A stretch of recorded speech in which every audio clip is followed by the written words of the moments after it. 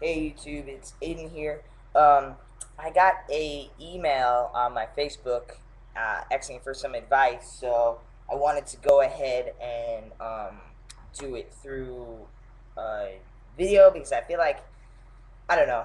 I just feel like it might be a little easier, and maybe some of you guys out there who might have been in this same situation could lend this guy some advice. Okay, so I'm just gonna read the email. It's kind of long, but I'll try to read it kind of quick. So try to stay with me. Okay.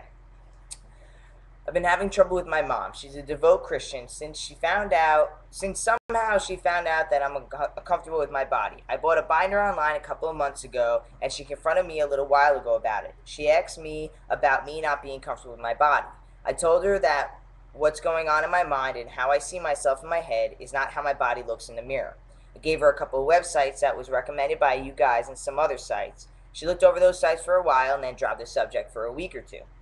When she talked to me again, she told me that she was thinking about a TV show that she had watched. There was this man with Asperger's syndrome, and with some testing and some work, they managed to change the way his brain worked. He started to feel empathy for people, and there were a lot of other small things that he gained that he never had before. My mom told me about this and said, "Why don't you change your brain? You say that your mind and your body don't match up, so why don't you fix your mind instead of your body?" She told me I'm a beautiful girl and I should embrace that. She said that no matter how many surgeries, no matter what I do, I'll never be a man. A week or so later, she talked to me again and tried to set me up an appointment with a woman who, according to my mother, knows about what I'm going through. And according to this woman, how I feel is because my parents' horrible divorce. I told my mom that I did not want to talk to her. I said that I appreciate that we have different ideas about what's going on with me, but I do not want to go to yet another therapist. I said that while I understand that she does not have the same viewpoint of me, um, I do not want to go to someone's office and have them tell me how I'm feeling and what's wrong with me, tell me why I'm wrong and they're right. She eventually dropped the subject for that day. A week or two later, she picked up all back up again and said she wanted to go talk to that lady. She said that she didn't want me to give up my femininity and lose hope of being a girl. She said that I could fix my mind instead of trying to fix my body. She said I'm a beautiful girl and don't give up hope on being a girl. She doesn't understand that I'm so uncomfortable in my body that I cannot stand to look in the mirror sometimes. Um, I'm turning 18 in a month, and I plan on moving out and in with my friend's family when I get out of high school. They love me and fully accept me for who I am. I love my mom, though. I don't know what to do to help her understand. So, pretty much, this kid's parent is very religious in the Christianity faith, and she seems to be kind of to the book religious.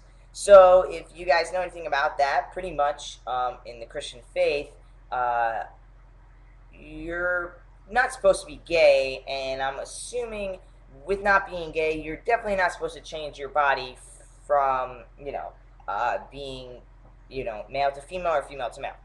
So how do you get through to someone who thinks that if you ask God for help and you ask God to show you the way, that you will get help from God and He will show you how to be a female in this guy's case. So he got a binder. The mom knows already that he has problems with his body, that he has a binder, and obviously that you know the mom knows that this is something that's going to continuously come up, which is why she brings it up and drops it and brings it up and drops it. So, how do you approach this situation? It's been obvious that he's tried to approach it, trying to explain to her, giving her websites, but she's just stuck in her way of thinking that it can be fixed. It's all in his brain. I'm assuming he used the metaphor of my brain doesn't match up with my body, you know. And she's saying, pretty much based on this show, well, I've seen other people change their brain to match other things. So why not just do that? Why change your body to your brain instead of changing your brain to your body? Which makes a lot of sense. I mean, to somebody not in the community. Of course, well, you can stay who you are and just change your brain instead of having to change your whole body, right?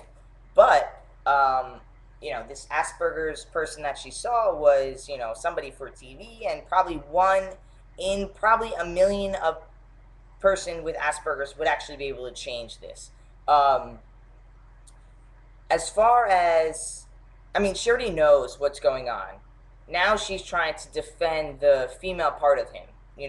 That's her daughter that she doesn't want to lose. So, and especially based on her faith, she's trying to hold on to that, which you can't blame her because even if you tell someone, it's even as simple as saying, "Hey, I saw your boyfriend cheating on you." No, no. Look at this text message he sent her, this other chick. No, no. You know what I mean? Sometimes it's just you have to keep saying it and keep saying it, and sometimes it has to be, at one point, someone's gonna say something and it's gonna click. It might take a while, but it's gonna click eventually, if they want it to. So let's put the Christianity aside. Let's put the fact that she wants him to go to this person. What do I think? I think that if he's super confident and he knows who he is, he just hasn't had the opportunity yet to explore any further besides getting a binder. I think that he should go see this woman. I don't think it's gonna hurt. I think that when you're really trying to open up someone else's mind, you have to put your own, not insecurities, that's not the right word, but you have to put your own defense mechanisms down.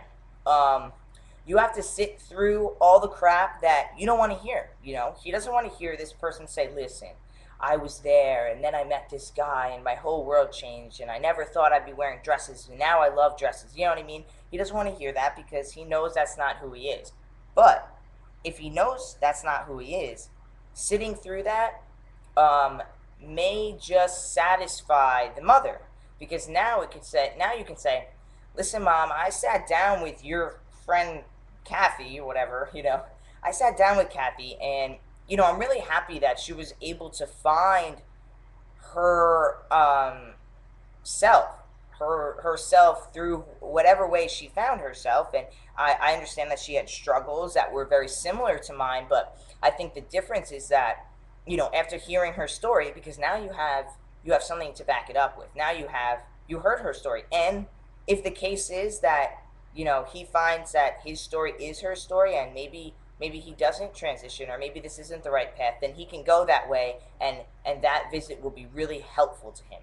But if he finds on the contrary that his story is not like that and he really doesn't see that happening in his life, he can say, I sat with Kathy and I know what she was talking about. I understand that that's how her life played out, and although some of her things are very similar to mine, that's not how my story is going to play. And I appreciate that you're trying to help me and guide me, but unfortunately for you, mom, that's not how it's going to go. Okay, so pretty much what I'm saying is, if someone says, "Well, you should go to therapy," it shouldn't hurt to go to therapy. If the person is trying to convince you into something, then of course you're going to get defensive. And if you go to them multiple times in a month, then yeah, it's going to get annoying. But by going once or twice, to a therapist or to a friend who's trying to convince you into something, you have something to back your story up with. Yeah, listen, mom, you're sending me to this therapist, and I've gone 3 times in the last 3 weeks, and all they're doing is they're not helping me. They're trying to convince me into something. And in all honesty, the more they try to convince you into something, the less you want to do it.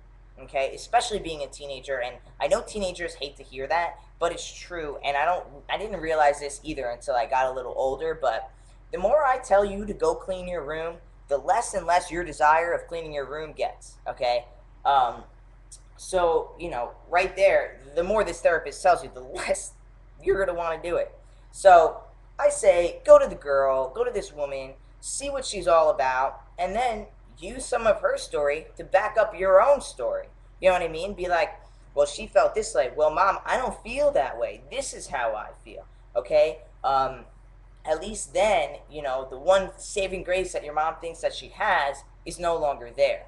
Um, as far as the Christianity thing, it's really hard for me to deal with that topic because some people are so devout, one of those words, Christians, that they actually reject their own blood because of words on a piece of paper in a book. That's called the Bible.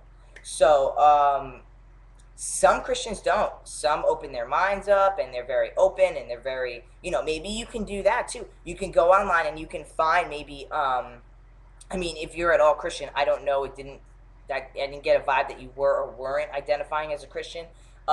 If you are a Christian, or even if you're not, maybe you can find a church in your area or a forum through a church that's open to gay and lesbian and transgender people. There are churches out there, gay priests, lesbian reverends. There's people out there who are accepting to our community, and maybe they can help your mom understand, if she's seeing it through a Christian way, why God puts people like us on earth. You know what I mean? And maybe, her finding that connection between, God and the LGBT community, maybe she'll be more accepting and understand that what you're going through is something that won't be changed, something that that's how your fate is supposed to go. And you know what I mean.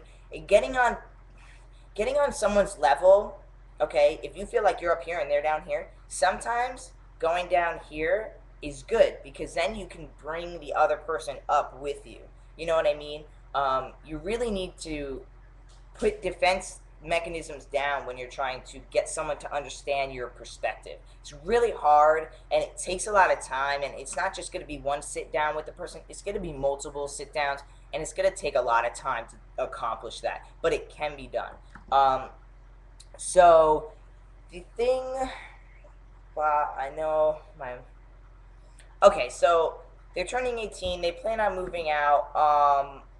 I am not going to tell you what to do in life, but if you do decide to move out, I think that if you really love your mom, and it seems like you do because you're reaching out, trying to get advice on how to keep her in your life, I think that if you do decide to move out, okay, I'm not going to tell you if you should or shouldn't move out. If you do move out, you need to keep your mom in your life a lot. Whether it's calling her every other day or something, or sending her a text message, or Facebooking her, or whatever, because if you start this process of having her understand and then you remove yourself, she's going to go back to how she was feeling prior to all your conversations and all the things you've tried to do, and all the strides you've made with her, all the advancement she's gotten. She's going to slowly come back.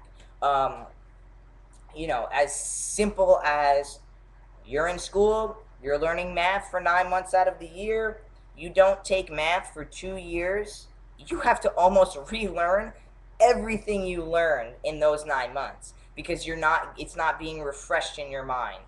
She doesn't see you. She doesn't see you as a man. So if she does accept you and tries to start calling you he or whatever, it's going to be harder, because she's going to be looking at pictures on her wall of you as a female or this and that. And it's going to be easier to say she and my daughter and her, because you're not there to refresh her memory, type of thing. So yes, my advice is to go see that woman. It's going to piss you off. You're a teenager. You don't want to deal with people. You don't want someone telling you what to do. Don't let them tell you what to do. Try to be very calm. Whatever you do to calm yourself, try to do that before you go. Go see her. Express that you understand where she's coming from and that you are so happy she found her way. But unfortunately, as similar as she may feel her story is to you, everyone has different paths. Okay? First thing. Second, if the Christian thing, I think you need to almost take that, look online, find forums, find a reverend, find a priest who'd be willing to email, talk on the phone, Skype with your mother, help them understand the connection between the divine and the community. Try to get them on the same playing field, and maybe she'll feel more open. Maybe she'll find religious books. There are Christian transgendered people out there. Transgender people, very, very devout to the Christian lifestyle. And maybe even contact one of them.